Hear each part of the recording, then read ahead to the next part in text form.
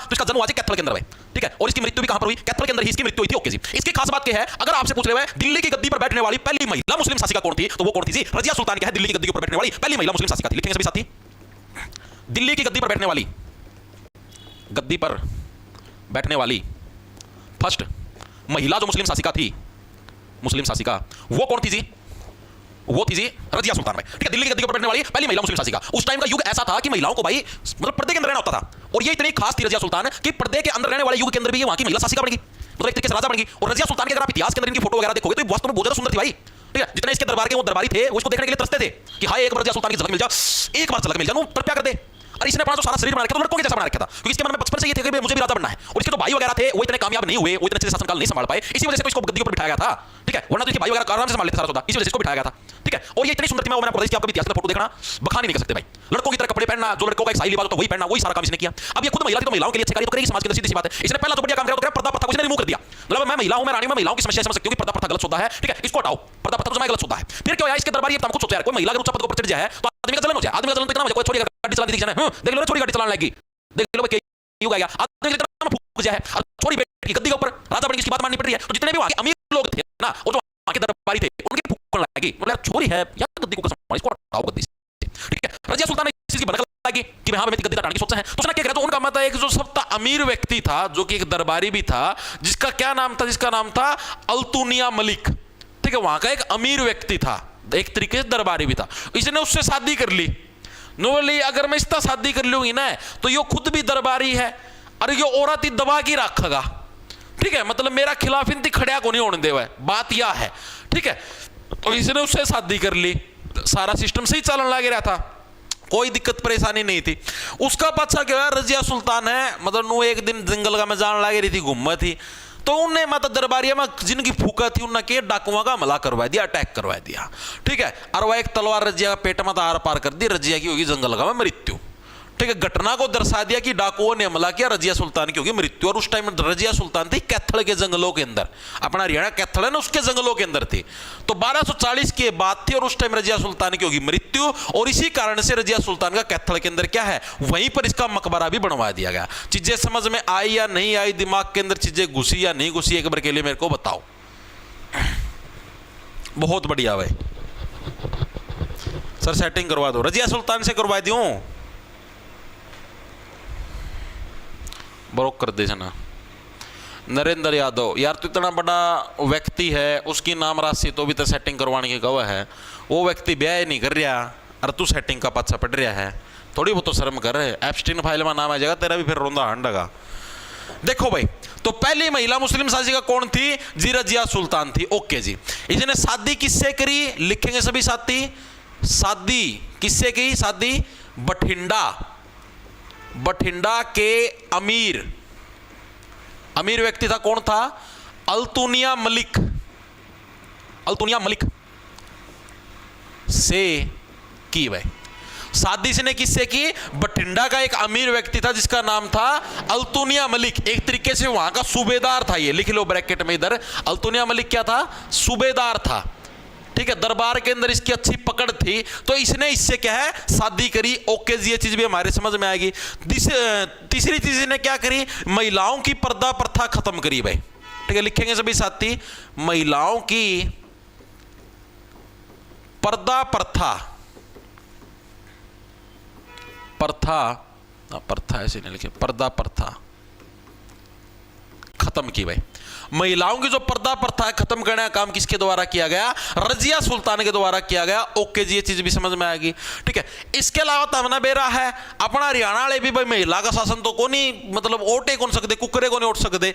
तो उत्तर हरियाणा के अंदर जो जाट समुदाय के लोग थे और जो राजपूत समुदाय के लोग थे, उन्होंने क्या इसका दबा के विरोध किया। किसका किया? रजिया सुल्तान का। लिखेंगे सभी साथी, उत्तर हरियाणा के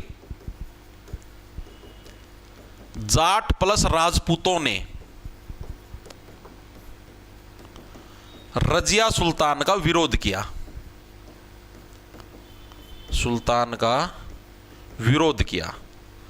विरोध भी ऐसे वैसे नहीं दबा के किया, खूब आंदोलन करे वगैरह वगैरह, खूब सारा सौदा रचा।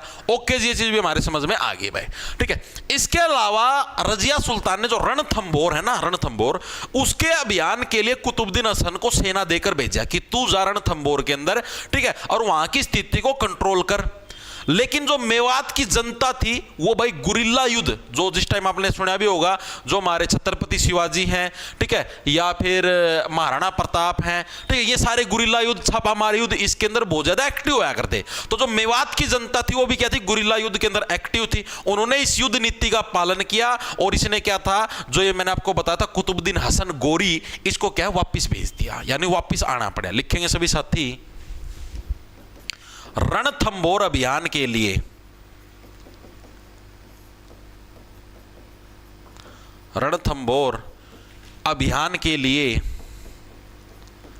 जो रणथंबोर के अंदर अभियान था उसके लिए जो रजिया सुल्तान ने किसको भेजा, कुतुबुद्दीन हसन गोरी। लिखेंगे सभी साथी, कुतुबुद्दीन हसन गोरी को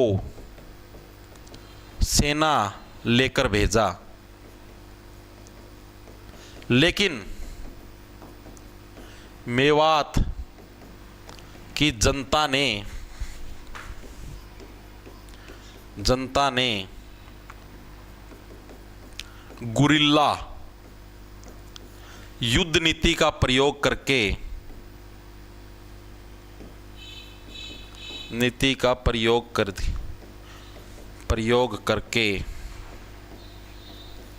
गोरी का मतलब यो हसन गोरी, इसकी बात होने लग रही है, गोरी को वापस आने के लिए मजबूर कर दिया, वापस जाने के लिए।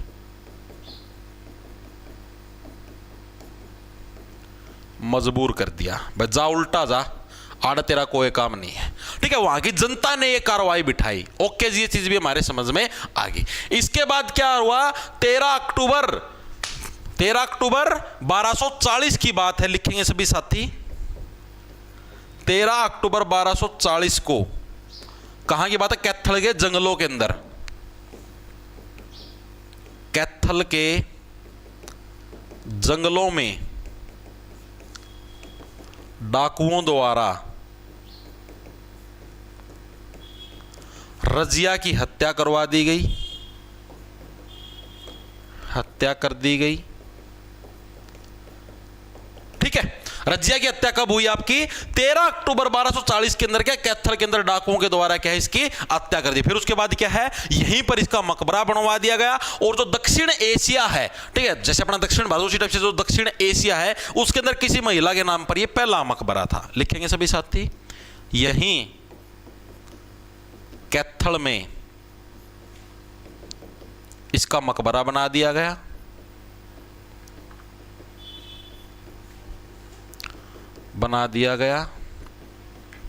ठीक है।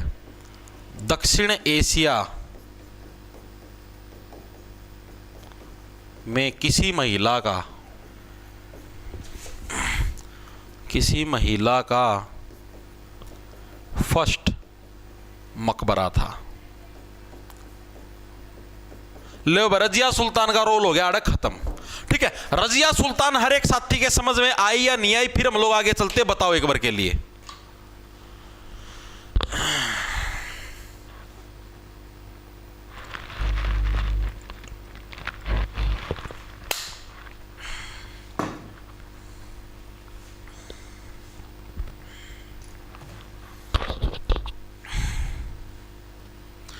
सर कितने जलोकड़े थे, बेचारी को मार ही दिया, और छोड़ दे को नहीं लोग। ये तो पुराने समय से आती हुई चीजें हैं भाई, ठीक है। सर 14 अक्टूबर को हुई थी मौत, अरे कोई बात है ना, 14 नहीं थी, तू 14 लिख ले, इस चीज खातर भी लड़ेगा आगे तो मेरे गेल।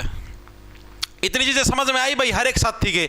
रजिया सुल्तान पूरी दिल की गहराइयों से हर एक साथी के याद हुई। मड़ी से मैं फोटो लानी भूल गया, रजिया सुल्तान की फोटो ले देना नहीं बेता, हम सारे के सारे जने आधी आंख में चले एडी उठ जाती तारी। चल भाई आगा, अगला जो हमारे पास शासक आता है रजिया सुल्तान से अगला, वो कौन सा था, वो आता है जी नसीरुद्दीन महमूद। लिखेंगे सभी साथी, वैसे तो बीच में और भी शासक आए थे, लेकिन वो इतने महत्वपूर्ण नहीं है, ठीक है। उनका शासनकाल में ऐसा कुछ हुआ नहीं कि जो हरियाणा से बिलोंग करता हो। तो अगला शासक आता है नसीरुद्दीन महमूद, जो कि हरियाणा से, इसका भी कुछ ना कुछ संबंध था। इसका शासनकाल 20 साल तक रहा। कब इसका शासनकाल आया? साल 1246 के अंदर इसका शासनकाल आया और 66 ईस्वी तक इसका शासनकाल आपका रहा। ओके जी। इसने के कुछ कांड करे, इसने के कुछ अच्छा काम कराया, उसका बारे में आप ही चर्चा करेंगे भाई। पहली बात तो जैसे आप लोगों ने सुना होगा कि औरंगजेब था। औरंगजेब ऐसा मुस्लिम शासक था जो कि टोपियां सील कर अपना गुजारा करया करता। उसे टाइम था, उसे टाइप से नसीरुद्दीन महमद भी ऐसा मुस्लिम शासक था जो कि टोपियों को सील कर क्या है अपनी आजीविका चलाने का ये नु बोलिया करता। नो बोला जो खजाना है ना, सरकारी खजाना है, या जो प्रजा का जो आपने टैक्स लिया है, बोला मैंने उसमें तो 1 रुपया भी नहीं लेना, तो मैं मेरा गुजारा है खुद मैं टोपी सिल लूंगा, खुद उन्हें बेचूंगा, उसका जो कमाई होगी मैं सिर्फ उससे तो अपना गुजारा करूँ, मैंने फालतू भोग विलास या लालसा की मैंने जरूरत नहीं है। ठीक है, तो लिखेंगे सभी साथी, ऐसा मुस्लिम शासक था मुस्लिम शासक जो टोपियां सील कर अपनी आजीविका चलाता था। औरंगजेब भी ऐसा ही था, चलाता था। ये कौन था जी? ये था नसीरुद्दीन महमूद। ओके जी, ये चीज भी हमारे समझ में आ गई। इसने क्या कराया? इसने जो पंचकुला के अंदर मैंने आप लोगों को करवा रखा है भीमा देवी मंदिर, हाँ जी बिल्कुल करवा रखा है। तो 1254 ईस्वी के अंदर इसने पंचकुला के अंदर जो भीमा देवी मंदिर है उसके ऊपर क्या किया? अटैक करने का काम किया। लिखेंगे सभी साथी, 1254 ईस्वी में पंचकुला में भीमा देवी मंदिर पर अटैक किया है। 1254 ईस्वी में पंचकुला के अंदर भीमा देवी मंदिर के ऊपर अटैक करने का काम किसने किया? नसीरुद्दीन महमूद के द्वारा क्या है ये काम इसके द्वारा किया गया। ओके जी, ये चीज भी समझ में आ गई। इसके अलावा इसका चेला होया करता, इसका तकड़ा सेनापति होया करता बलबन। क्या नाम था? बलबन था। ओके जी, तो इसने 1260 ईस्वी के अंदर और एक बार 1265 ईस्वी के अंदर, यानी उसके 5 साल बाद, ठीक है, तो इसने 1260 और 1265 के अंदर क्या बलबल को मेवात के अंदर शांति स्थापित करने के लिए भेजा था। ठीक है, मेवात के लोग विद्रोह करने लग रहे थे। बलबन ना के गया शांति स्थापित करने खातर भयंकर कत्लेआम मचा दिया था मेवात के अंदर। धड़ाधड़ जो भी फालतू बोला काट दो सिर इसका, उससे जिदे खत्म सारा सौदा। ठीक है, आपसे प्रश्न पूछ ले, हरियाणा के मेवात के अंदर है दिल्ली सल्तनत के शासनकाल के दौरान किसने भयंकर कत्लेआम मचाया? तो नसीरुद्दीन महमद का सेनापति था जिसका क्या नाम था? बलबन था। उसने जो मतलब भयंकर है कत्लेआम मचाने का काम किया था। लिखेंगे सभी साथी, 1260 ईस्वी एंड 1265 ईस्वी में इसने बलबन को मेवात में शांति स्थापित करने के लिए भेजा था।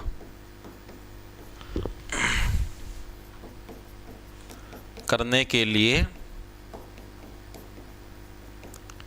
भेजा था, लेकिन उसने वहां भयंकर कत्लेआम मचाया है। ठीक है, ये भयंकर कत्लेआम किसके द्वारा मचाया गया? बलबन के द्वारा मचाया गया। ओके जी, ये चीज भी समझ में आ गई। इसके बाद क्या, जैसे ये मतलब शांति स्थापित तो करा, इससे नसीरुद्दीन महमूद हो गया खुश, मतलब बहुत बढ़िया काम करा। जैसे गोरी काम करा करता, गोरी ना एक बगल आंसी का इख्तेदार बनाया था, तो उसी टाइप से इसने क्या है, इसने भी क्या है बलबन को आंसी का क्या बना दिया? मुक्तिदार या इख्तेदार। इख्तेदार मुक्तिदार एक ही चीज होता था। ठीक, कई बार एग्जाम के अंदर मुक्तिदार भी लिखा आ जाता है। ठीक है, लिखेंगे सभी साथी, इसने खुश होकर बलबन को कहां का इख्तिदार बना दिया? हांसी का मुक्तिदार या इख्तिदार बना दिया भाई। जरा तू भी के याद रखा तना मेरे ते खुश कर दिया, ठीक है, तना इसके ऊपर कंट्रोल पाया, मेवात की जो बगावत थी इसके ऊपर, ठीक है, मैं तो खुश हो गया भाई, मेरा तो मन राजी हो गया, तना तो बहुत अच्छा काम करा भाई बलबन, ठीक है, बहुत बढ़िया भाई। क्या हुआ? बलबन नसीरुद्दीन का क्यों बकवास करो हो पढ़ाई? अरे भाई करने दो, जो बकवास कर रहा है करने दो, कोई दिक्कत की बात नहीं है, थोड़ा सा टाइम रह रहा है, जिस दिन पेपर होगा ना कितने नंबर नहीं आओ, खेता में हांडेंगे धक्के खांदे कसियां गेल, ठीक है, गर्मियां का ऐसा ऐसा मौसम का, मैं तपती धूप मारो डोले से मार दे फिरेंगे, आप अकल आ जाएगी, टेंशन ना लो। तम इबे तमने बेरा आदमी ठोकर खाए थे सीखा कर भाई, किसी कहने तो कौन सीखा है, जो ठोकर लाग जाएगी ना थड़क दे ठोडी जमीन में जाएगी, लाग गई ठोडी फूट जाएगी, जिद अकल आओगी, इतना को नहीं आओगा अकल, ठीक है। तो नसीरुद्दीन महमूद के बारे में आपको सिर्फ इतनी ही चीजें याद रखनी, इससे फालतू कुछ याद रखने की जरूरत नहीं है। ओके जी। फिर 5वें नंबर पे जो हमारे पास शासक आता है उसका नाम है जी बलबन। बलबन आ गया, बलबन गद्दी पर बैठ गया भाई, इसका सेनापति था, सारा सौदा यो ही संभाला करता। तो बलबन क्या 1266 ईस्वी के अंदर, ठीक है, जैसे यो मरिया इसका मर्दिया 1266 ईस्वी का मैं यो गद्दी के ऊपर बैठा और 1286 तक ये गद्दी के ऊपर रहा। लिखेंगे सभी साथी, 1266 से 1286 तक क्या है ईस्वी तक ये गद्दी के ऊपर रहा भाई। इसका शासनकाल रहा, किसका शासनकाल रहा? बलबन का शासनकाल रहा। ओके जी, ये चीज भी हमारी समझ में आ गई। इसने क्या है, पहली चीज तो हरियाणा के अंदर नए इख्तों की स्थापना करी। इख्तों का मतलब नए नए राज्य बोले, नए नए शहरों की इसने क्या है यहां पर स्थापना करने का काम किया। कौन कौन से नए इख्ते स्थापित करे इसने? एक तो सोनीपत इख्ता है, यो नया बनाया, दूसरा कैथल इख्ता नया बनाया, तीसरा इसने शिवालिक के नाम से इख्ता बनाया भाई। लिखेंगे सभी साथी, इसने क्या है, इसने एचआर में नए इख्तों की स्थापना करी भाई, इख्तों की स्थापना की भाई, ठीक है। कौन कौन से नए इख्ते बनाए इसने? 3 नए इख्ते बनाए जी, ठीक है। कौन कौन से? सोनीपत बनाया, शिवालिक बनाया और कैथल बनाया।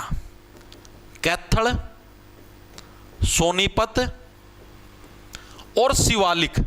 अगर आपसे पूछ ले हरियाणा के अंदर 3 नए इख्तों की स्थापना किसके द्वारा करी गई थी, तो बलबन के द्वारा के अपना पूरा बल लगा के इसने 3 नए इख्तों की स्थापना करी थी। कौन कौन सा? एक कैथल हो गया, एक सोनीपत हो गया और एक शिवालिक हो गया। ओके जी, ये चीज भी हमारी समझ में आ गई भाई, ठीक है। दूसरी चीज इसने क्या करी, मेवात के एरिया के अंदर है शांति स्थापित करने के लिए इसने उड़ के एक सैन्य टुकड़ी की स्थापना कर दी, मतलब शांति स्थापित करने के लिए। और एक बढ़िया डाल भाई, मेरी जो सैन्य टुकड़ी है उसका खातर बढ़िया सारी तरीके की सुविधाएं मिले, तो इसके लिए इसने क्या, गुड़गांव के अंदर एक दुर्ग बना दिया, एक किला बना दिया जिसका नाम था गोपालगिरी का दुर्ग, ठीक है। अगला पेज पर करवा दूं। इसके अलावा इसने क्या करा, मेवात में शांति स्थापित। आपसे पूछ ले गोपालगिरी के दुर्ग की स्थापना किसके द्वारा करी गई? बलबन के द्वारा, ठीक है। स्थापित करने के लिए प्लस सैन्य टुकड़ी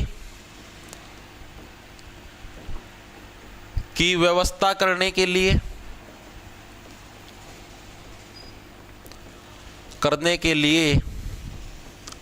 मेवात में, मेवात में नहीं, गुरुग्राम में गोपालगिरी के दुर्ग की स्थापना करी भाई। गोपालगिरी दुर्ग का मतलब होता है किला, दुर्ग की स्थापना की। अगर आपसे कोई पूछ ले गोपालगिरी का किला कहां पर है, तो ये हमें कहां पर देखने को मिलता है? गुरुग्राम। कैसे गोपालगिरी, कैसे गुरुग्राम, ठीक है। गुरुग्राम के अंदर हमें गोपालगिरी का दुर्ग देखने को मिलता है। और गोपालगिरी के किले का निर्माण किसके द्वारा करवाया गया था? बलबन के द्वारा करवाया गया था। ओके जी, चीज भी हमें समझ में आ गई। इसके अलावा आपसे पूछा जाता है, इंडिया जीके के अंदर मल्टीपल टाइम प्रश्न आता है कि लोह व रक्त की नीति का प्रयोग किसके द्वारा? लोह व रक्त, यानी लोहा यानी तलवार लोहे की थी, उसका प्रयोग करके और रक्त बहा के क्या है उस चीज के ऊपर कंट्रोल पाने की नीति थी, वो किसकी थी? वो बलबन की थी। मैंने आपको बताया इसने मेवात के अंदर भयंकर कत्लेआम मचाया था, तो इसलिए आपसे प्रश्न पूछा जाता है लोह व रक्त की नीति की स्थापना किसके द्वारा करी गई? लोह व रक्त की नीति की स्थापना है वो किसके द्वारा करी गई? तो बलबन के द्वारा क्या है, लोह व रक्त की नीति की स्थापना आपकी करी थी। ओके जी, ये चीज भी हमारे समझ में आ गई। इसके अलावा इसने महेंद्रगढ़ के अंदर भी 2 किले बनवाए, एक तो डोसी का किला, एक कानोड़ का किला। इन दोनों किलों का निर्माण भी बलबन के द्वारा आपका करवाया गया था, ठीक है। लिखेंगे सभी साथी, डोसी का किला प्लस कानोड़ का किला कहां पर, दोनों के दोनों है जी महेंद्रगढ़ के अंदर किला। दोनों की स्थापना कहां पर हुई है, महेंद्रगढ़ के अंदर भाई। तो ये किसके द्वारा करवाई गई, तो ये भी आपकी बलबन के द्वारा क्या है, डोसी का किला और जो कानोड़ का किला है, इन दोनों किलों की स्थापना आपकी करवाई गई। ओके जी, चीज भी हमारे समझ में आ गई। तो भाई जो दिल्ली सल्तनत थी, दिल्ली सल्तनत का जो पहला वंश था गुलाम वंश, गुलाम वंश के बारे में हमने मोटा मोटा है सारा सिस्टम हमने पढ़ लिया। गुलाम वंश के बारे में आपको इससे अलग कोई भी चीज पढ़ने की जरूरत नहीं है। अब हमें 2-3 वन लाइनर जो फैक्ट हैं गुलाम वंश के बारे में वो अपने को पढ़ने हैं। पहला फैक्ट तो ये है कि जो अपना सल्तनत काल था, या फिर गुलाम वंश का काल था, सल्तनत काल बोल लो, ठीक है, दिल्ली सल्तनत का काल था, इसके दौरान जो सबसे बड़ा इक्ता था वो कौन सा था, तो जो दिल्ली का इक्ता था ये सबसे बड़ा इक्ता था। सबसे छोटा इक्ता पूछ ले हुए तो पलवल, जिसके अंदर मात्र 30 से 40 गांव थे भाई, ठीक है, लिखेंगे सभी साथी। ये आया हुआ प्रश्न है, सल्तनत काल का सबसे बड़ा इक्ता कौन सा था। अगर आपसे पूछ ले सबसे छोटा इक्ता कौन सा था, छोटा इक्ता, ठीक है। सबसे बड़ा इक्ता पूछ लिया तो कौन सा, दिल्ली का इक्ता भाई। दिल्ली का इक्ता क्या था, सल्तनत काल का सबसे बड़ा इक्ता था। सबसे छोटे इक्ते की बात करें तो पलवल, जिसके अंदर मात्र कितने 30 से 40 गांव थे, ये सबसे छोटा इक्ता था। और ये प्रीवियस ईयर के अंदर 4 से 5 बार आ चुका है, तो इसको पक्का याद रखना भाई, ठीक है। सल्तनत काल का सबसे छोटा इक्ता कौन सा था, पलवल था, जिसके अंदर मात्र 30 से 40 गांव थे भाई, ठीक है। गुलाम वंश क्लियर हुआ हर एक साथी के, फिर आगे चलेंगे, बताओ एक बार के लिए। बहुत बढ़िया भाई,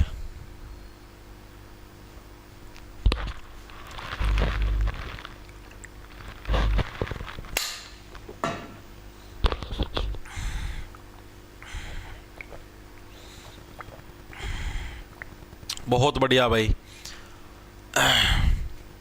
शाबाश। सिजदा और पैबोस भी करनी भाई, वो इंडिया जीके के अंदर है, रवि शौरान, यहां पर नहीं है जरूरत।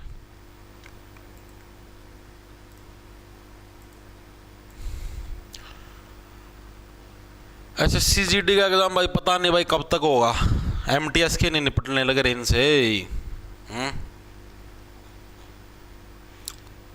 और बोलो।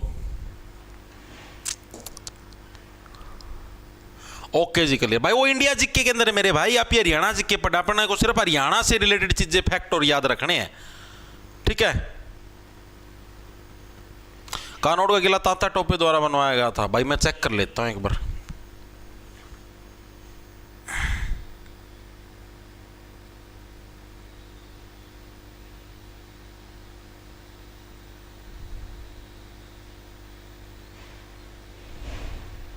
एक बार रुक, मैं गूगल पे सर्च कर लेता हूँ, अभी पता लग जाएगा भाई। कानोड़ का किला वर्तमान महेंद्रगढ़ हरियाणा सुल्तान गयासुद्दीन बलबन के द्वारा बनवाया गया था।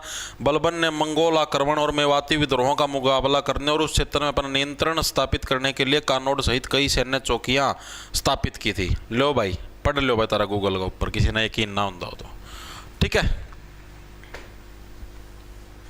चेक कर लो, आप गूगल के ऊपर चेक कर लो भाई।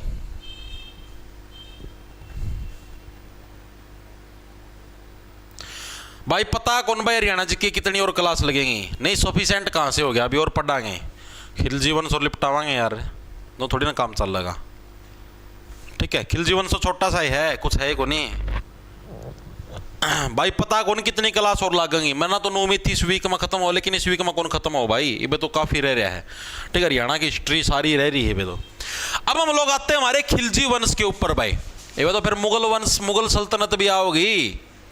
खिलजी वंश जो कि हमारा क्या था, दिल्ली सल्तनत का सेकंड वंश था भाई। दिल्ली सल्तनत का पहला वंश हम लोगों ने पूरा पढ़ लिया है, जिसके अंदर हमारा कौन सा वंश था, गुलाम वंश, जिसको स्लेव डायनेस्टी बोलते हैं, दिल्ली सल्तनत का पहला वंश था। ओके जी, अब हम लोग दूसरा वंश जो दिल्ली सल्तनत का खिलजी वंश, उसकी हम लोग है शुरुआत करने वाले हैं, ठीक है। अभी तो 500 तो ये वंश पढ़ने, ठीक है। उसका बाद फिर बाबर अकबर और ये आओगे ये पढ़ने, ठीक है। फिर मॉडर्न हिस्ट्री आओगी हरियाणा की, ठीक है। फिर हरियाणा का जो आंदोलन वगैरह हुए, 1857 की क्रांति हुआ पढ़नी, हरियाणा के अंदर मूर्ति कला चित्रकला हुआ पढ़नी रह रही है, ये तो अच्छा खासा पढ़ा है, समझो ये तो 64 क्लास हुई, 70 प्लस जाएंगी क्लास, ठीक है, तब जाके काम चल लगा, टेंशन ना लो। करें भाई खिलजी वंश शुरू।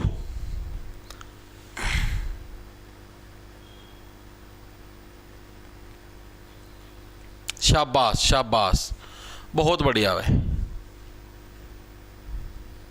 भाई सुन गया। बलबन ने सिजदा पैबोस की शुरुआत करी थी सुनील भारद्वाज, लेकिन वो इंडिया जिक्के के अंदर पढ़ते मेरे भाई, हरियाणा के अंदर पढ़ने की जरूरत नहीं है मेरे भाई। सिजदा पैबोस मैंने इंडिया जिक्के के अंदर अलग से करवा रखा बलबन के टॉपिक के अंदर, ठीक है। वो हरियाणा जिक्के के अंदर पढ़ने की अलग से जरूरत नहीं है। हरियाणा जिक्के के अंदर हमें सिर्फ इन शासकों ने हरियाणा से रिलेटेड क्या कुछ फैक्ट करें, क्या कुछ चीजें करी, हमें सिर्फ वही पढ़नी है, ठीक है, हमें वो चीज नहीं पढ़नी भाई। आई चीज समझ में? ओके जी। अब चलते हैं खिलजी वंश भाई। खिलजी वंश आप लोगों ने देखा हुआ, पद्मावत फिल्म देखी है? हाँ जी देखी है जी। उसके अंदर अलाउद्दीन खिलजी देखा है जी? बिल्कुल देखा। रणवीर सिंह ने जो रोल निभाया था, 2 चोटियां वाला था, उन्होंने हा हा हा चाचा जान करदा फिर करदा वो, ठीक है। तो वही खिलजी वंश है, उसी के बारे में अब हमको पढ़ना है भाई। पहली बात तो इसका संस्थापक अगर आप लोगों से पूछ ले तो इसका संस्थापक कौन था? जलालुद्दीन खिलजी क्या था? खिलजी वंश का संस्थापक था। लिखेंगे सभी साथी, जलालुद्दीन खिलजी ये क्या था? ये खिलजी वंश का संस्थापक था। ओके जी, ये चीज हमारे समझ में आई, कोई दिक्कत परेशानी नहीं जी, कोई भी दिक्कत परेशानी नहीं है। इसका शासनकाल कब से कब तक चला? तो 1290 से लेकर 1296 तक, यानी कि 6 साल तक क्या है इसका शासनकाल रहा। उसके बाद जो इसी का जो भतीजा था अलाउद्दीन खिलजी, उसने क्या थी, इसकी हत्या करवा दी थी, ठीक है। ओके जी, ये चीज हमारे समझ में आ गई। इसके बारे में क्या कुछ चीज याद रखनी? इसके बारे में सिर्फ यही चीज याद रखनी, क्योंकि ये पहले कैथल का मुक्ति होता था, ठीक है, मुक्ति बोल लिया, इख्तियार बोल लो, ठीक है। तो दिल्ली की गद्दी पर बैठने वाला कैथल का जो पहला मुक्ति था, ठीक है, सॉरी पहला नहीं, दिल्ली की गद्दी के ऊपर बैठने से पहले ये क्या था, कैथल का मुक्ति था। सिर्फ इतनी चीज याद रखनी है, पहला नहीं था ये, कि पहले तो और भी बन चुके थे ना। दिल्ली की गद्दी पर बैठने से पहले,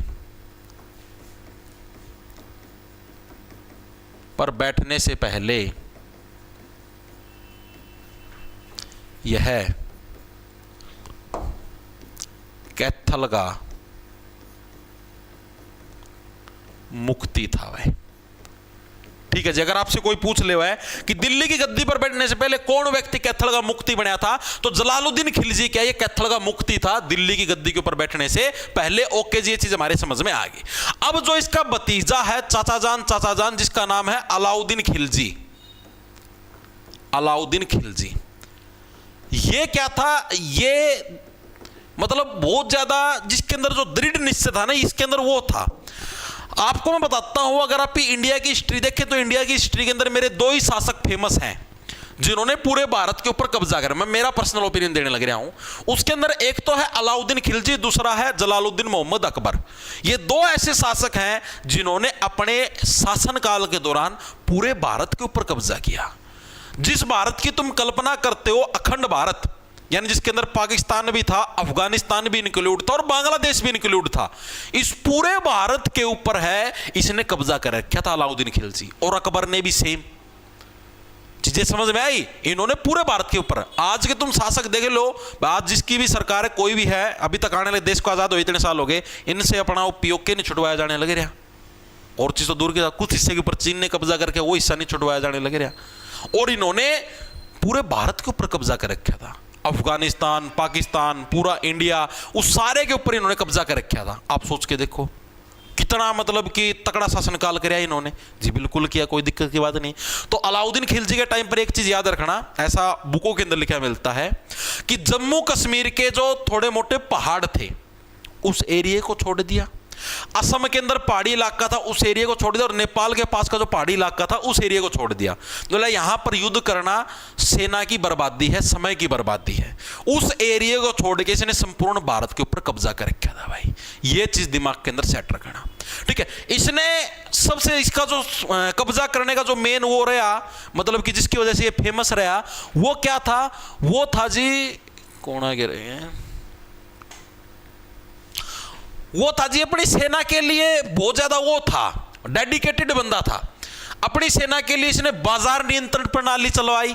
मैंने इंडिया जीके के अंदर ये चीजें करवा रखी है, बाजार के ऊपर नियंत्रण, ताकि चीजें महंगी ना हो और मेरी सेना को सस्ते दामों के अंदर सारी चीजें मिल जाएं। यानी अपनी सेना को बहुत ज्यादा इज्जत बख्शता था। इसी वजह से सेना इसके हर युद्ध के अंदर साथ देती थी। इसका एक मिठा चमचा होया करता, मिठा प्रवर्ती का था, जिसका नाम था मलिक काफूर।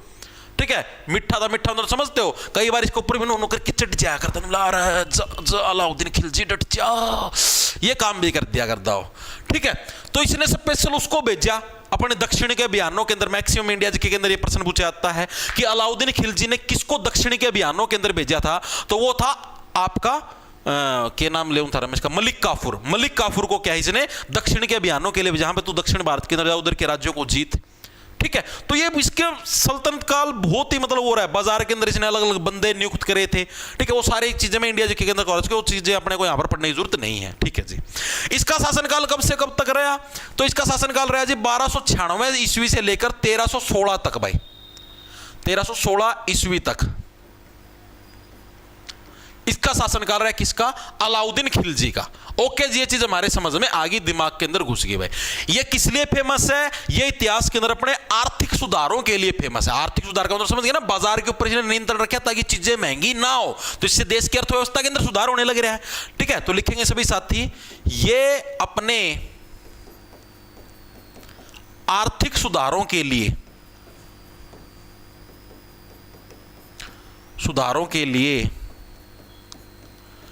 प्रसिद्ध था। भाई अलाउद्दीन खिलजी किसके लिए प्रसिद्ध था? इतिहास के अंदर जिसने अपने आर्थिक सुधार करे थे अपनी सेना के लिए, उनके लिए क्या था? ये फेमस था। भाई ठीक है, और ये व्यक्ति भी क्या था? पहले कैथल का मुक्ति रह चुका है। यह भी पहले कैथल का क्या रह चुका है? मुक्ति रह चुका है। भाई मुक्ति रह चुका है। भाई कैथल का मुक्ति कौन रह चुका है? अलाउद्दीन खिलजी भी और जलालुद्दीन खिलजी भी, दोनों के दोनों चाचा भतीजा हैं, कैथल के मुक्ति रह चुके हैं। ओके जी, चीजें समझ में आ गई। हरियाणा के अंदर 1305 ईस्वी के अंदर, यानी जिस टाइम इसका शासनकाल चलने लग रहा था, उसी टाइम के हरियाणा के अंदर मंगोलों का आक्रमण हुआ जी। ओके जी, ये चीज हमको पता है, कोई दिक्कत की बात नहीं है। इसने उस आक्रमण को रोकने के लिए एक हिंदू जनरल था जिसका नाम था नानक, उसकी लीडरशिप के अंदर इसने सेना भेजी कि हाँ भाई तू मंगोलों से निपट, मंगोलों के ऊपर कब्जा करने की कोशिश कर। ठीक है, नानक के द्वारा जो आसी और जो हिसार का एरिया है, इस एरिया के पास क्या है? मंगोलों को रोक दिया गया। ठीक है, कि हाँ भाई और तमना भीतर आने की जरूरत नहीं, उसके ऊपर इसने कब्जा करने का काम किया। बस इतनी ही चीजें जो कि मतलब हरियाणा से रिलेटेड है, वो आपको इसके बारे में इतनी ही चीजें याद रखनी है। ठीक है, इसने 1305 ईस्वी में मंगोलों के अटैक को रोकने के लिए लिख दो इधर, मंगोलों के एचआर पर, हरियाणा पर जो अटैक था उसको रोकने के लिए क्या है? हिंदू जनरल था एक। ठीक है, हिंदू जनरल का मतलब समझ गए, यानी एक हिंदू लीडर था, एक हिंदू सेनापति था जिसका नाम था नानक। नानक को भेजा। ठीक है, और नानक ने क्या किया? नानक ने मंगोलों को आसी व हिसार की सीमा के पास क्या है? रोक दिया। ठीक है, सिर्फ ये चीज आपको याद रखनी है अलाउद्दीन खिलजी के बारे में, हरियाणा से रिलेटेड। ठीक है, और तो बहुत सारी चीजें वो मैं आपको इंडिया जीके के अंदर करवा चुका हूं, लेकिन हरियाणा से रिलेटेड सिर्फ आपको यही फैक्ट पढ़ने हैं और फालतू पढ़ने की जरूरत नहीं है।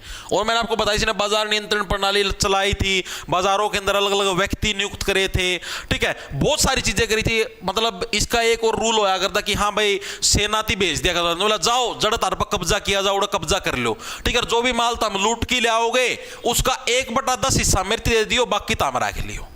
यानी मान लिया कि तुम 100 रुपये लूट के लाए तो उसमें 10 रुपये मेरे लग दे दियो, 90 रुपये तुम आपस में बैठ लियो।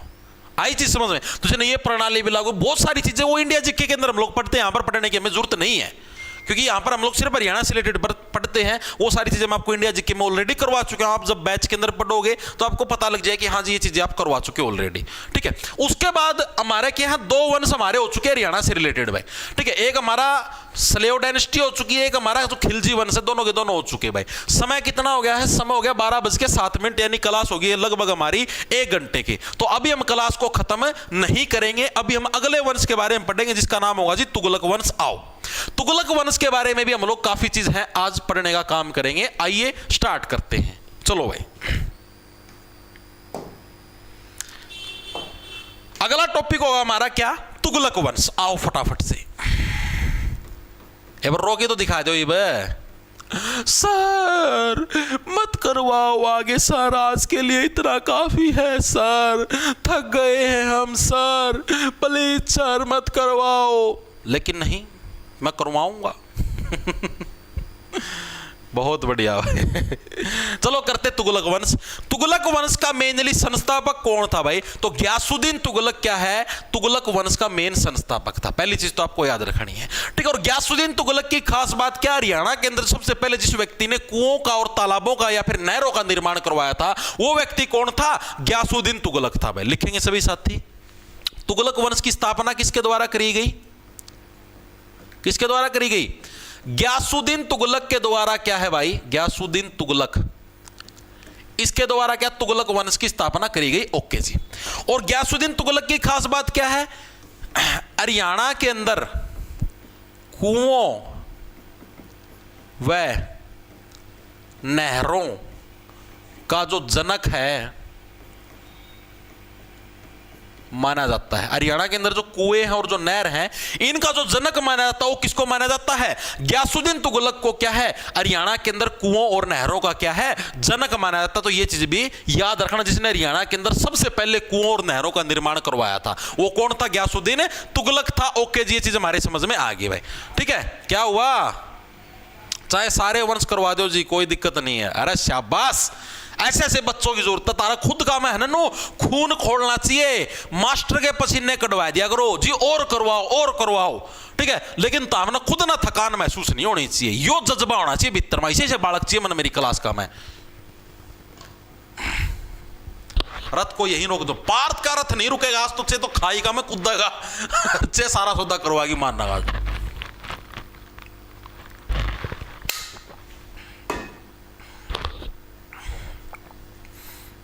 भाई से पिसाब कर आओ, कोई दिक्कत की बात नहीं। 1 मिनट खातर रुक जुमा, क्लास नहीं रुकेगी भाई, क्लास बिल्कुल भी नहीं रुकेगी भाई। चाहे तुझे बिल्ली आ जा और चाहे बिल्ला आ जा, क्लास नहीं रुकेगी भाई।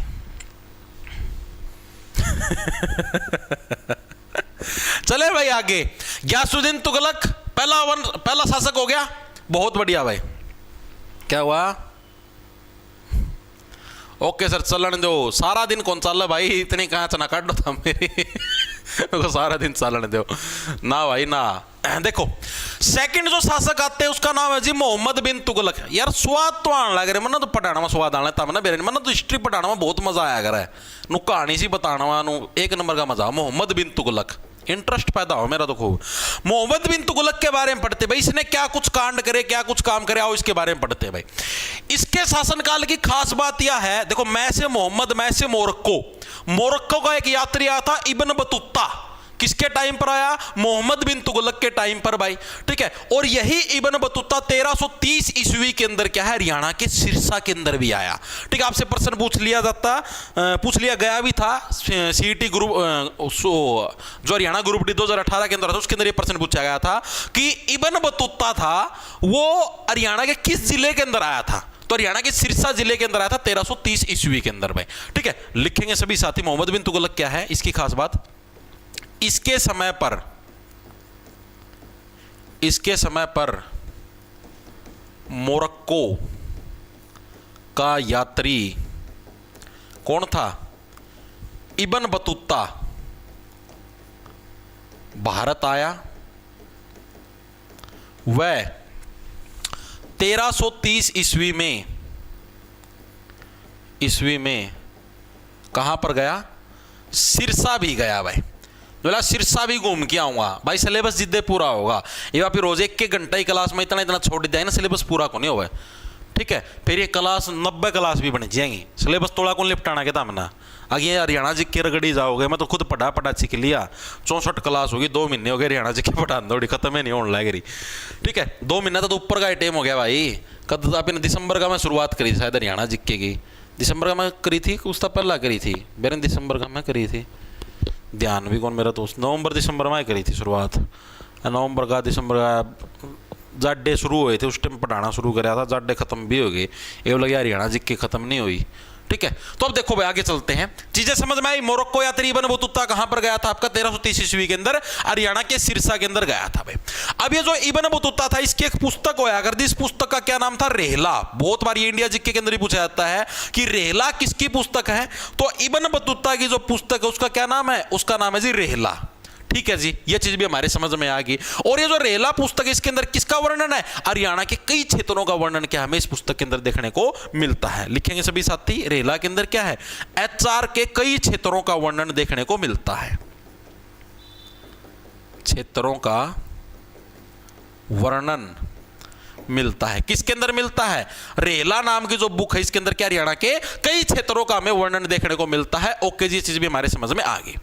अब उस टाइम की अगर हम लोग इस पुस्तक की बात करें, रेहला पुस्तक, इसी पुस्तक के अंदर एक चीज लिखी गई है कि उस टाइम जिस टाइम ये तुगलक वंश का शासनकाल चलने लग रहा था, उस टाइम सबसे अधिक जनसंख्या गंतों वाला जो एक तरीके से इक्ता था वो कौन सा था। गंतों का मतलब समझ गए, पॉपुलेशन डायनेस्टी, यानी कि जहां पर सबसे ज्यादा भीड़ रहती थी उस टाइम के हिसाब से, वो कहां पर रहती थी, आसी वाला जो इक्ता है उसके अंदर रहती थी। लिखेंगे सभी साथी, किस इक्ते में, या फिर ऐसे लिख लो, सर्वाधिक जनसंख्या वाला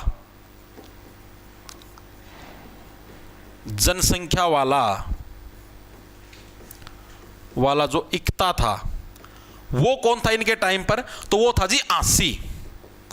ठीक है, हमने 2 चीजें पढ़ी हैं इससे पहले। सबसे बड़े इक्ते की बात होगी तो सबसे बड़ा इक्ता कौन सा होगा, दिल्ली क्या सबसे बड़ा इक्ता था। सबसे छोटे इक्ते की बात होगी तो पलवल था जिसके अंदर मात्र 30 से 40 गांव थे। सबसे अधिक जनसंख्या जनसंख्या गंतो लिखो। गंतो का मतलब होता है डायनेस्टी, यानी कि जहां पर जनसंख्या की भीड़ बहुत ज्यादा हो। सबसे अधिक जनसंख्या गंतों वाला इक्ता पूछ ले तो वो कौन सा होगा, आसी इक्ता क्या है, सबसे अधिक जनसंख्या गंतों वाला इक्ता था। ओके जी, इसी की बुक के अंदर एक चीज और दी गई है, ऐसे इक्ते का नाम बताओ जहां पर लाल चावल का उत्पादन सबसे अधिक होता था। ठीक है, तो लाल रंग के चावल का उत्पादन है उस टाइम के हिसाब से हरियाणा के सिरसा इक्ते के अंदर है, सबसे अधिक लाल चावल का उत्पादन होता था भाई। लिखेंगे सभी साथी, लाल चावल का, इसको कैसे रखोगे भाई, सिर के ऊपर थप्पड़ मार दी सिर लाल हो जाए। ठीक है, लाल चावल का सर्वाधिक उत्पादन करने वाला जो इक्ता है, उस इक्ते का क्या नाम है, उस इक्ते का नाम है जी सिरसा। जो सिरसा इक्ता है उसके अंदर क्या है, सबसे अधिक लाल चावल का उत्पादन होता था। यह चीज भी हमें जो ये पुस्तक थी रेहला, इसी के अंदर हमें इसकी जानकारी मिलती है। ओके जी, इसके अलावा कपास का सर्वाधिक उत्पादन करने वाला इक्ता कौन सा था, पानीपत में, क्योंकि कपास की खेती के अंदर अधिक पानी की जरूरत हमें नहीं होती। लिखेंगे सभी साथी, कपास का सर्वाधिक उत्पादन करने वाला जो इक्ता था वो कौन सा था, वो था जी पानीपत। पानीपत इक्ते के अंदर क्या है, सबसे अधिक कपास का उत्पादन होता था। ओके जी, ये चीज भी हमारे समझ में आ गई, दिमाग के अंदर घुस गई।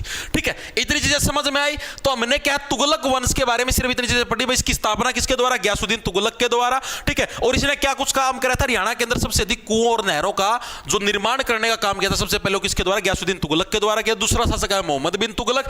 इसके समय पर क्या है, मोरक्को यात्री इब्न बतूता भारत के अंदर आया था और इब्न बतूता के द्वारा एक पुस्तक ली थी रेहला। ठीक है, इसके अंदर हरियाणा के कई क्षेत्रों का वर्णन मिलता है और इब्न बतूता है आपका हरियाणा के सिरसा जिले के अंदर 1330 ईस्वी के अंदर गया था। इसकी जो इन्फॉर्मेशन उसके हिसाब से सबसे अधिक जो जनसंख्या गंतों हमें कहां पर, आसी इक्ते के अंदर देखने में मिलता है। लाल चावल का सर्वाधिक उत्पादन सिरसा के अंदर, थप्पड़ मार दिए सिर लाल हो जाए। और कपास के लिए पानी की जरूरत कम होती है तो कपास का सर्वाधिक उत्पादन हमें कहां पर, पानीपत इक्ते के अंदर हमको देखने को मिलता। तो ये इंफॉर्मेशन आपको याद रखनी है। ओके जी, इसके बाद जो अगला शासक आता है वो आता है जी फिरोज शाह तुगलक, जो कि बहुत इंपॉर्टेंट है हरियाणा के इतिहास की दृष्टि से। ठीक है, हरियाणा के इतिहास की दृष्टि से फिरोज शाह तुगलक बहुत इंपॉर्टेंट है, क्योंकि इसी के द्वारा तो फतेहाबाद शहर की स्थापना करी गई थी और इसी के द्वारा हरियाणा के हिसार शहर की स्थापना करी गई थी। तो यह हरियाणा की हिस्ट्री का है सबसे ज्यादा फेमस जो शासक है, उन शासकों के अंदर क्या है, सुमार है। ठीक है जी सर, जय माता दी सर, जय माता भाई, जय माता, बहुत बढ़िया मास्टर। क्या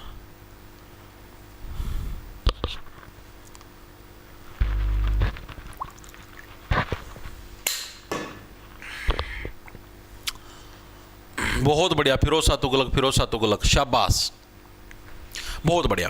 तो देखो भाई, फिरोज शाह तुगलक का शासनकाल हरियाणा में कब से कब तक रहा, या फिर भारत के अंदर भी आप लोग देखोगे तो 1351 ईस्वी से लेकर 1388 ईस्वी तक किसका शासनकाल रहा, फिरोज शाह तुगलक का शासनकाल रहा। ओके जी, फिरोज शाह तुगलक ने क्या कुछ कांड करे, आओ इसके बारे में समझते हैं। पहली चीज तो तुगलक वंश का जो सबसे फेमस और जो प्रमुख शासक है उसके अंदर फिरोज शाह तुगलक शुमार है, क्योंकि जो इसके अलावा जो भी शासक आए थे उन्होंने इतने कुछ काम नहीं करवाए, लेकिन इसने सबसे अधिक काम करवाने का काम करा था, इसलिए क्या तुगलक वंश का सबसे फेमस और प्रसिद्ध शासक है, उसके अंदर ये शुमार है भाई। ठीक है, लिखेंगे सभी साथी। इसकी पहली खास बात तो क्या है, तुगलक वंश का सबसे अधिक प्रसिद्ध या फिर प्रमुख शासक था भाई, और जिसका शासनकाल भी अच्छा समय तक रहा और जिसे ना काम भी बहुत अच्छे अच्छे करे, जो कि हरियाणा की हिस्ट्री के अंदर एक अच्छा योगदान देने का काम करता है। ओके जी, पहला काम तो इसने क्या करा, हरियाणा के अंदर जो कृषि क्षेत्र है उसके अंदर ये क्रांति लेके आया। कृषि क्षेत्र में क्रांति कैसे ले आया जी, खुद ट्रैक्टर लेके खेत में पहुंच गया। अरे बेवकूफ आदमी, उस टाइम ट्रैक्टर को नहीं आया करता, बड़द लेके खेत में पहुंच गया, यह बात बोलनी चाहिए थी। लेकिन जी ये तो राजा था, बड़द लेके तो खेत में कौन पहुंचे, बिल्कुल सही बात है। तो किसान के क्षेत्र के अंदर इसने क्रांति कैसे करी, इसने बेटा नहरों का निर्माण करवाया। ठीक है, सबसे अधिक नहरों का निर्माण है फिरोज शाह तुगलक के द्वारा करवाया गया था। ठीक है, तो आपसे पूछ ले, हरियाणा के अंदर कृषि क्षेत्र के अंदर जो क्रांति लेके आया वो कौन लेके आया था, आपका फिरोज शाह तुगलक लेके आया था। लिखेंगे सभी साथी, एचआर तो नहीं लिखा, एचआर में कृषि क्षेत्र में क्या है, क्रांति लेकर आया। तो हरियाणा के अंदर जो कृषि क्षेत्र के अंदर जो क्रांति लेकर आया है वो कौन है, फिरोज शाह तुगलक। क्या इसने हरियाणा के कृषि क्षेत्र के अंदर क्या है, क्रांति ये लेकर आया। कैसे आया, कैसे लेके आया कृषि क्षेत्र के अंदर क्रांति, इसने क्या है, एचआर में सर्वाधिक नहरों का निर्माण करवाया। एचआर में सर्वाधिक नहरों का निर्माण करवाया और इसी वजह से क्या है, निर्माण करवाया। इसी वजह से हरियाणा का जो कृषि क्षेत्र है उसके अंदर क्या है, क्रांति हमको देखने को मिलती है, यानी कि बहुत ज्यादा फसलों का उत्पादन और हमें बहुत ज्यादा जो अलग अलग चीजें हैं कृषि क्षेत्र के अंदर वो हमें देखने को मिली। ओके जी, चीज भी हमारी समझ में आ गई। अब भाई नई नई नहर बना हुआ है तो इतना पानी किसानों को उपलब्ध करवाने लगे तो उसके ऊपर टैक्स तो लेगा जी, बिल्कुल सही बात है, इसमें तो कोई दो या तीन राय है नहीं। तो इसने सिंचाई के लिए एक नए टैक्स की शुरुआत भी करी हरियाणा के अंदर। उस टैक्स का क्या नाम था, जितना आप लोग अनाज का उत्पादन करोगे उसका 1/10 हिस्सा मेरे को देना। यानी मान लिया तुमने 100 किलो अनाज का उत्पादन कराया तो उसके अंदर से 10 किलो अनाज मेरे दे दियो, बाकी 90 किलो तामा रख लियो, क्योंकि मैं तारा खातर नहर भी तो बनवाई है। ठीक है, तो इसने क्या है, सिंचाई के लिए नई टैक्स प्रणाली स्टार्ट करी भाई हरियाणा के अंदर। सिंचाई के लिए नई टैक्स नीति लेकर आया, टैक्स नीति लेकर आया। और ये जो नई टैक्स नीति थी ये क्या थी, ये थी कि जो भी फसल का उत्पादन हो, फसल या अनाज उत्पादन का 1/10 हिस्सा क्या है भाई तुमको सिंचाई टैक्स के रूप में देना पड़ेगा। सिंचाई टैक्स का मतलब समझ गए ना, कि भाई मैंने तुम्हारे लिए है नहरों की सुविधा उपलब्ध करवाई है, इतनी मैंने व्यवस्था करी, तो उसका नाम कि मैं तो टैक्स दोगे मेरे लगे। तो जिन्हें सिंचाई टैक्स की डिमांड करी, तो मतलब जितना था हम लोग अनाज का उत्पादन करो उसका 1/10 पार्ट है वो तुम मेरे को दे देना, बाकी मेरे को कुछ नहीं लेना। ठीक है जी। उसका बादशाह 1352 में हो गया इसका छोरा, 1352 में इसने छोरा का नाम रखा फतेह खान। फतेह खान तो छोरा है तो छोरा का नाम तो शहर भी बसाऊंगा। तो 1352 में फतेह खान, 1352 में अपने पुत्र तो लिखो, अपने पुत्र फतेह खान के नाम पर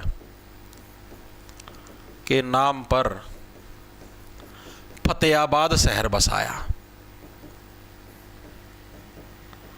ठीक है, अगर कोई आपसे पूछ ले फतेहाबाद शहर की स्थापना किसके नाम पर हुई, तो फिरोज शाह तुगलक का बेटा था जिसका क्या नाम था, फतेह खान था, उसी के नाम पर क्या भाई फतेहाबाद शहर की भी स्थापना आपकी हुई है। ओके जी, ये चीज भी हमारे समझ में आ गई, दिमाग के अंदर घुस गई।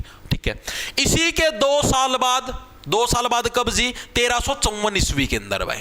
ठीक है, इसने क्या है, जो एक बड़ा लारस गांव था उसकी जमीन के ऊपर एक किले का निर्माण करवाया। लिखेंगे सभी साथी, 1354 में बड़ा लारस गांव की जमीन पर किले का निर्माण करवाया भाई, निर्माण करवाया। और इस किले का नाम रखा इसने हिसार ए फिरोजा।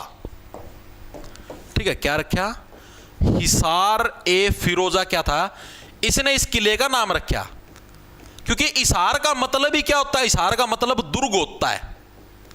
ठीक है, इसार का मतलब क्या होता है, दुर्ग। यानी इसका मतलब क्या हो गया, ए उर्दू भाषा के अंदर ए का मतलब होता है के का की, यानी क्या बोला, बोला फिरोज का किला। चीजें समझ में आई, इसारे फिरोजा का मतलब क्या हो गया भैया, क्या फिरोज का किला है, फिरोज का दुर्ग है। इसार उर्दू भाषा का शब्द है। ठीक है, चीजें समझ में आई। तो इसार का नाम समझ में कैसे पड़ा है, ये के किला था, इसार जिला एक किला था भाई। इसने किले की स्थापना करी थी जिसके 4 गेट होया करते, नागौरी गेट, अरे ये बड़सी गेट, तलाकी, और बड़सी गेट तो हासिमा हो गया, तलाकी गेट, नागौरी गेट, मोरी गेट, दिल्ली गेट, ये 4 गेट थे। ठीक है, इसार का किला के जो आप अगर आज भी राजगुरु मार्केट के अंदर जाते तो उधर आप देखते हो नागौरी गेट आ गया, ठीक है, तलाकी गेट आ गया, दिल्ली गेट, मोरी गेट, ये 4 गेट होया करते, अंग्रेजन तोड़ ताड़े दिए, धवस्त धावस्त हो लिए वो गेट। ठीक है, जिसने एक किले का निर्माण करा था, यानी फिरोज का किला था ये। ठीक है, इसार ए फिरोजा दुर्ग नाम था। इसके क्या हमको देखने को मिलते हैं, जिसके 4 गेट थे, 4 गेट थे। कौन कौन से थे जी, लिखेंगे सभी साथी, नागौरी गेट, नागौरी गेट हो गया, ठीक है, मोरी गेट हो गया, ठीक है, दिल्ली गेट हो गया, इसके अलावा तलाकी गेट हो गया भाई। ये 4 गेट थे इस किला के। ठीक है, जैसे लाल किला है, लाल किला के भी 4 दिशा, चारों दिशाओं के अंदर अलग अलग गेट आपने देखे, दिल्ली गेट हो गया, ये लाल किला का मुख्य द्वार है। इसी टाइप से इसने क्या है, इस चीज का निर्माण करवाने का काम किया था। ओके जी, चीजें बात समझ, चीजें दिमाग के अंदर घुस गई। ठीक है, बहुत बढ़िया भाई, ईब आया है जी समझ, अच्छा रहा है। ईब लगता हमने बेरा कौन था इस चीज का, इसारे फिरोजा का मतलब बेरा कौन था, इसार का मतलब किला होता है भाई, फिरोज का किला। आपने पुराने समय के अंदर देखा, जैसे फिल्मों के अंदर, नाटकों के अंदर नहीं देखा, शहनशाह ए हिंद, इसका मतलब क्या गया, हिंद के शहनशाह। ए का मतलब ही क्या होता है, का के की, ये होता है भाई। ठीक है, तारीफ काबिल, भाई बड़ी ही तारीफ काबिल चीज है आप। ठीक, यानी ऐसे व्यक्ति जो कि तारीफ के काबिल हैं। ए का मतलब ही के का के की, ये होता है। ठीक है, चीजें समझ, ये यानी क्या था, फिरोज का किला था। ओके जी, ये चीज हमारे समझ में आएगी, दिमाग के अंदर उसकी कोई दिक्कत परेशानी नहीं है भाई। ठीक है, इसके बाद इसने सिरसा, जो हरियाणा के अंदर जो सिरसा जिला है, उससे 12 मील की दूर पर क्या है, एक फिरोजाबाद हरनी खेड़ा बसाया भाई। ठीक है, लिखेंगे सभी साथी, क्या हुआ, अरे यार यो के है, यो फेक विनय फेल हो गया, ब्लॉक करो इसे ना, के यो हुड़दंग मचा, पढ़ना क्यों ना था, मना बकवासबाजी करना था मतलब। देखो भाई, लिखेंगे सभी साथी। इसके अलावा इसने क्या करा, कितने पॉइंट हो गए थे अपने, 5 हो गए थे ना। 6ठे पॉइंट के ऊपर आते हैं, सिरसा से इनकी न्यारी दुनिया चल रहा है, नो क्यों ना पढ़ लें। 12 मील की दूरी पर जो सिरसा शहर था उस टाइम, उससे क्या है, 12 मील की दूरी पर क्या है, फिरोजाबाद हरनी खेड़ा है। इसको बसाने का इसने काम कराया था। कब किया था, 1360 ईस्वी के अंदर में। फिरोजाबाद हरनी खेड़ा 1360 ईस्वी में बसाया। ठीक है, किसने बसाया, ये भी आपके फिरोज शाह तुगलक के द्वारा आपका बसाया गया था। ओके जी, चीजें समझ में आ गई। इसके अलावा काले काले पत्थर है उसका, ये कौन सा महल बनाया, गुजरी महल। इसार के अंदर ही क्या इसने काले पत्थरों से गुजरी महल का निर्माण भी करवाया, जिसके अंदर हमें लाट की मस्जिद भी देखने को मिलती है भाई। लिखेंगे सभी साथी, इसी ने क्या है, काले पत्थरों से हिसार में गुजरी महल का निर्माण करवाया, निर्माण करवाया जिसमें लाट की मस्जिद भी हमको देखने को मिलती है। लाट की मस्जिद भी देखने को मिलती है भाई। ठीक है, लाट की मस्जिद किसके अंदर हमें देखने को मिलती है? गुजरी महल के अंदर ही क्या हमें लाट की मस्जिद देखने को मिलती है। और गुजरी महल भी कहां पर? हरियाणा के हिसार जिले के अंदर हमको देखने को मिलता है। ओके जी। इसके अलावा आपको जब मैंने हवेलियों वाला टॉपिक करवाया था हरियाणा जीके के अंदर, उसके अंदर मैंने एक चीज और भी करवाई थी कि भाई आपकी फिरोज शाह तुगलक की सबसे पुरानी हवेली हमें कहां पर देखने को मिलती है? तो फतेहाबाद का मैं रहा करता उड़े इसना फतेहाबाद शहर की स्थापना करी थी अपना छोरा का नाम पे। ठीक है, तो आपसे पूछ ले फिरोज शाह तुगलक की सबसे पुरानी हवेली, फिरोज शाह तुगलक की जो सबसे पुरानी हवेली थी, सबसे पुरानी हवेली, यह भी हमें कहां पर देखने को मिलती है? फतेहाबाद में भाई, फतेहाबाद में है। ठीक है, फिरोज शाह तुगलक की अगर कोई सबसे पुरानी हवेली पूछ ले तो कहां पर है? फतेहाबाद के अंदर। ओके जी। इसके अलावा इसने जो गोहाना है, गोहाना कहां पर पड़ता है जी? वर्तमान सोनीपत जिले के अंदर पड़ता है। गोहाना के अंदर जितने भी हिंदू मंदिर बने हुए थे इसने उनको नष्ट करवाने का काम किया। इसके अलावा मेवात है, मेवात जिले के अंदर जितने भी हिंदू समुदाय के लोग थे इसने उनको क्या जबरन मुस्लिम बनवाने का भी इसने काम किया था। तो ये फैक्ट भी आपको याद रखना है। इसने क्या काम किया? कड़का था गोहाना, गोहाना के अंदर, गोहाना के अंदर हिंदू मंदिरों को नष्ट करवाने का काम किया, हिंदू मंदिरों को नष्ट करवाया। ठीक है, एक तो इसने यो काम करवाया। इसके अलावा प्लस मेवात में हिंदुओं को जबरन मुस्लिम बनवाया, जबरन मुस्लिम बनाया। तो इसने ये काम भी करा, मतलब बहुत ही गलत काम था यार। आप जबरन किसी से कोई धर्म कबूल नहीं करवा सकते मेरे भाई।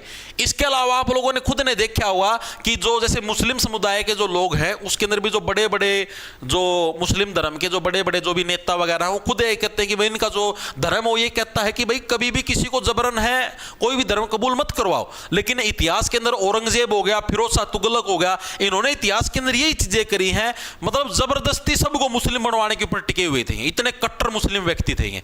ठीक है, ओके जी। इसके अलावा इसने और क्या करवाया? 1355 ईस्वी के अंदर पश्चिमी यमुना नहर है उसका निर्माण भी इसने करवाया था भाई। ठीक है, क्या हुआ गुरुजी? इसने MBD ताई वसीयत फूड भी की थी बुक में। क्या है समझ में नहीं आया भाई, समझ में नहीं आया। देखो आगे क्या है। इसने क्या है 1355 ईस्वी में, 1355 ईस्वी में, वैसे इसका बारे में पढ़ाएंगे और कौन बड़ा टेंशन ले रहा हो। ईस्वी में क्या है? पश्चिमी यमुना नहर, पश्चिमी यमुना नहर का निर्माण करवाया। अगर आपसे पूछ ले पश्चिमी यमुना नहर का निर्माण इतिहास के अंदर किसके द्वारा करवाया गया, तो किसके द्वारा? फिरोज शाह तुगलक के द्वारा करवाया। किस लिए करवाया गया था? शिकारगाह नाम की जगह थी उड़लग पानी पहुंचाने के लिए भाई। ठीक है, करवाया किस लिए? शिकारगाह में पानी पहुंचाने के लिए, पानी पहुंचाने के लिए क्या इसने पश्चिमी यमुना नहर का निर्माण करवाया था। ओके जी, ये फैक्ट भी हमें क्लियर होगा, कोई दिक्कत परेशानी नहीं है। ठीक है जी। इसके अलावा इसने और क्या कुछ काम करे? तो इसने भाई एक फौलाद आधुनिक जोया, ये क्या जी पटियाला के अंदर एक जगह है जिसका क्या नाम है? फौलाद, जिसको हम लोग वर्तमान समय के अंदर आधुनिक जोया बोल देते हैं। आधुनिक युग के अंदर उसको क्या बोलते हैं? जोया, जो कि कहां पर हमको देखने को मिलता है? पटियाला के अंदर। वहां से इसने घग्गर नदी निकाल ली और फतेहाबाद तक जिसका क्या है मतलब कि पानी पहुंचाया इसने नहर बना के एक तरीके से। ठीक है, लिखेंगे सभी साथी फौलाद, जिसको आधुनिक समय में हम लोग क्या बोलते हैं? आधुनिक जोया बोलते हैं। आधुनिक जोया, जो कि हमें कहां पर देखने को मिलता है? पटियाला यानी पंजाब। पटियाला से फतेहाबाद तक नहर का निर्माण करवाया, पानी की सुविधा हो जाए तक नहर का निर्माण करवाया। तो ये काम भी किसके द्वारा करवाया गया? ये काम भी भाई फिरोज शाह तुगलक के द्वारा करवाया गया कि हाँ भाई आड़ती पानी लेके आना ही आना है। ओके जी, ये चीज भी हमारे समझ आई। इसके अलावा 14वीं शताब्दी के अंदर, 14वीं शताब्दी का मतलब समझ गए, जो 1300 वाले साल हैं, बस लास्ट पॉइंट है। 14वीं शताब्दी के अंदर इसने क्या है, जो टोपरा का जो अभिलेख था, जो पूरा पूरा स्तंभ था टोपरा अभिलेख का, उसको क्या यमुना नदी के अंदर ले आया नो किश्तिगा में भाई साहब स्पेशल, ठीक है। और कहां तक? उसको दिल्ली तक ले गया भाई, ठीक है। लिखेंगे सभी साथी, 14वीं शताब्दी में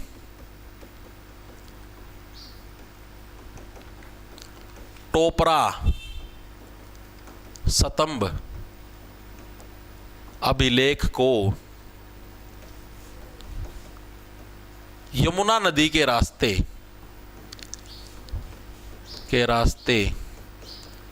दिल्ली ले गया, ठीक है। तो ये फैक्ट आपको याद रखने फिरोज शाह तुगलक के बारे में। तुगलक वंश खत्म नहीं, एक शासक हो रहे और तड़का कर लें, कोई दिक्कत को नहीं। उसका पता फिर आप ही सैयद वंश के ऊपर, मतलब सैयद वंश भी पढ़ाएंगे, बीच में एक दो अटैक हैं वो भी पढ़ने हैं, ठीक है। तो आज के लिए इतना काफी मेरे हिसाब से, वरना ज्यादा वर्कलोड हो जाएगा, ठीक है, तारा सिस्टम बैठ जाएगा। ओके, क्या 12वीं शताब्दी में क्या लिखा है, देखो, ठीक है भाई। इन प्रश्नों की ये जो पीडीएफ है एज इट इज पूरी थ्योरी की हैंड रिटन नोट्स है, आपको जॉब्स टारगेट के नाम से अपना ऐप मिल जाए प्ले स्टोर पर। ये वीडियो भी अभी यूट्यूब से हट जाएगी, ये भी वीडियो भी आपको इधर ही मिलेगी। इधर आपको 2 कोर्स मिलेंगे, एक तो सीईटी मेंस का, जो साथी मान लिया पुलिस की तैयारी कर रहे हैं, हरियाणा पुलिस कांस्टेबल हो, सब इंस्पेक्टर हो, फॉरेस्टर की तैयारी कर रहे हैं, फॉरेस्ट रेंजर की तैयारी कर रहे हैं, तो वो साथी इस बैच को ज्वाइन कर सकते हैं। इसके अलावा एक बैच है जी सीईटी ग्रुप डी का, ठीक है जी, ग्रुप डी का, यानी जो साथी ग्रुप डी की तैयारी करना चाहो ग्रुप डी वाला बैच ज्वाइन कर सकते हैं। Proper hand written notes, math reasoning की practice sheet, mock test series, कोई साथी मॉक टेस्ट लगाना चाहो तो वो भी इसी बैच के अंदर, मॉक टेस्ट सीरीज भी अलग से बैच लेने की जरूरत नहीं है। जो तुम्हारे एक्स्ट्रा सब्जेक्ट हैं, ईवीएस, डिजास्टर मैनेजमेंट, सारे इसी के अंदर करवाए जाने लग रहे हैं। ओके जी, इसके अलावा एनिमल हस्बेंड्री पूरी हो चुकी है, पुलिस एक्ट चलने लग रहा है, ठीक है। कृषि अभी करवाना रहता है, वो भी चल जाए, 1-2 दिन के अंदर कृषि स्टार्ट करवा देंगे, ठीक है। तो ये सारी चीजें सीईटी मेंस के बैच के अंदर होने लग रही है भाई। क्लास कैसी लगी? हिस्ट्री के अंदर कुछ इंटरेस्ट बनाया नहीं बनाया, चीजों की जो हमने गहराई करवाई वो समझ में आई या नहीं आई, तो वो कमेंट करके जरूर बता देना। सभी साथियों को राम राम, धन्यवाद, लाना ले लो, खा जाओ फटाफट। Thank you sir, so nice, nice class sir, thank you thank you thank you. कोई बात नहीं, कोई बात नहीं। कोर्स बता दो दिया, jobs target app. Apple iPhone वाले हैं वो माई अपेक्स नाम से मिला है, एप्पल आईफोन के ऊपर माई अपेक्स नाम से। ऑर्गेनाइजेशन आईडी मांगेगा 9254 पहले आप लोग उसके ऊपर जाना, क्या नाम है, सफारी के अंदर, उधर जाके पहले रजिस्ट्रेशन करवाना जॉब्स टारगेट के नाम से, वेबसाइट सर्च करके। इसके अलावा किसी को animal husbandry, police act, BNS वगैरह वगैरह और कृषि की अगर बुक चाहिए तो आप अपना जो ऐप इसी के अंदर बुक्स के सेक्शन के अंदर जाओगे तो आप वहां से बुक ऑनलाइन ऑर्डर भी कर सकते हो। किसी को अगर ऑफलाइन चाहिए तो कॉफियानो चाय नाम से शॉप मिलेगी आपको HU 4 नंबर गेट के सामने, उधर से आप लोग ऑफलाइन बुक ले सकते हो। उधर आपके डिलीवरी चार्ज के पैसे बच जाएंगे, यानी 50 रुपए सस्ती मिल जाएगी, ठीक है भाई। ओके भाई, थैंक यू भाई, थैंक यू सभी को।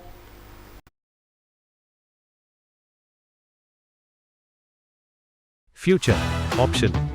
We've got it. Precision tools, real-time insights in one single app. Open free Demat account now. Investments in securities market are subject to market risks. Read all the related documents carefully before investing.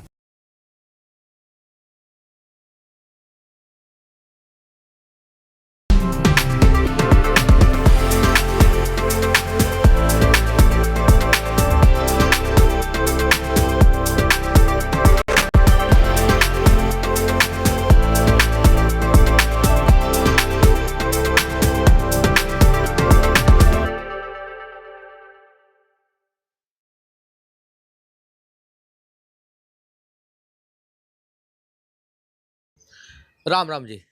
गाड़ी है Maruti Suzuki yes cross, 2018 का model है और इस गाड़ी का major service आज तक नहीं हुई है ढंग से। हमने इस गाड़ी को चला भी लिया है, क्लच प्लेट ठीक है, बाकी कुछ भी हुआ नहीं है इसके अंदर। देखिए पूरा पन्ना भर गया मेरा प्रॉब्लम, इतना गाड़ी में प्रॉब्लम है, छोटा छोटा छोटा छोटा बहुत सारी चीजें। चूंकि गाड़ी 1 लाख से ज्यादा चल चुकी है, 1,31,000 किलोमीटर, अभी तक इसका डीप कार्बन क्लीनिंग नहीं हुआ है। कम भी हो रहा है इंजन ऑयल, देख सकते हैं आप, तो बहुत ज़्यादा कार्बन डिपॉजिट है इसके अंदर, तो इसको करते हैं इंजन फ्लश। तेल निकाला नहीं है मैंने, पुराने तेल में ही इसको ऐड कर रहा हूँ इंजन फ्लश को। खट खट तीसरा लगाओ, कस्टमर कह रहे हैं पांचवा लग जा रहा है। गियर लीवर नोब भी टूट रहा है, कस्टमर को कह रहे हैं कि इसे भी बदलना पड़ेगा, कि ये पूरा बाहर निकला पड़ा है, इसको सही करना है। ये देखो कि इसको भी करना पड़ेगा, पूरा लोक टूटा हुआ है, खत्म है। डिक्की का सोकर, तो डिक्की का सोकर भी डालना पड़ेगा, मुझे डंडा लगाना पड़ेगा इसमें। इधर का तो काम कर रहा है, ये नहीं कर रहा जी।